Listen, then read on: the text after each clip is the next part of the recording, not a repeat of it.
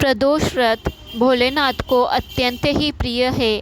इस व्रत को करने से साधक को सुख समृद्धि की प्राप्ति होती है, सौभाग्य आरोग्य की प्राप्ति होती है और भोलेनाथ की विशेष कृपा की प्राप्ति होती है।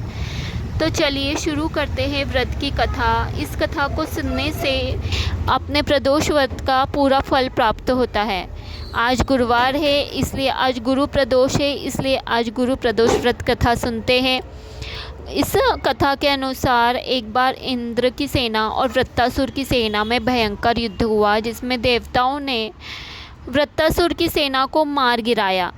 अब वृत्तासुर को जब यह बात पता चली कि उसकी सेना भाग खड़ी हुई है, मर गई है, तो उससे बड़ा क्रोध आया और उसने माया से अपना विकराल रूप धारण किया, जिसे देख के सभी देवता घबरा गए और वे घबरा के गुरु बृहस्पति के पास गए कि अब हमें क्या करना चाहिए।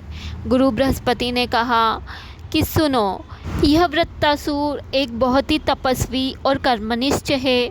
यह शिव जी का परम भक्त है। इसने कई सालों तक गंधमादन पर्वत पर शिव जी की तपस्या की है। यह चित्ररथ नाम का राजा था, जो विमान पर बैठकर कैलाश आया और माता पार्वती को शिव जी के साथ में बैठा हुआ देखकर उपहास पूर्वक बोलने लगा कि मोह माया में हम सब कैसे फंसे हुए हैं कि स्त्रियों के वशीभूत हो गए हैं। लेकिन मैंने देवताओं को कभी अपनी स्त्रियों के साथ आलिंगन पूर्वक बैठे नहीं देखा।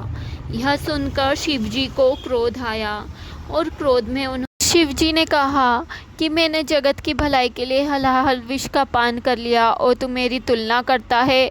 माता पार्वती भी यह सब सुन रही थी। उन्हें बड़ा क्रोध आया। उन्होंने चित्ररथ राजा को श्राप दिया कि जा, तू अभी राक्षस योनि में चले जा, और वह विमान से गिरकर राक्षस योनि को प्राप्त हुआ।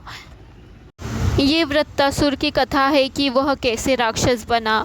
गुरु बृहस्पति ने देवताओं से कहा, अगर तुम सभी लोग गुरु प्रदोष व्रत का उपवास करोगे और श्रद्धापूर्वक माता पार्वती और शिव जी की पूजा करोगे तो तुम वृत्तासुर पे अवश्य विजय पाओगे।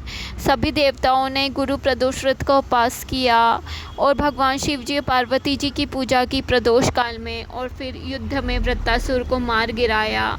भोलेनाथ भगवान माता पार्वती जैसे आप सभी देवताओं पे प्रसन्न हुए, सब पे होना, कहते सुनते हुनकारा भरते सारे परिवार पे होना। जय हो माता पार्वती की, जय हो शिव जी भगवान की जय।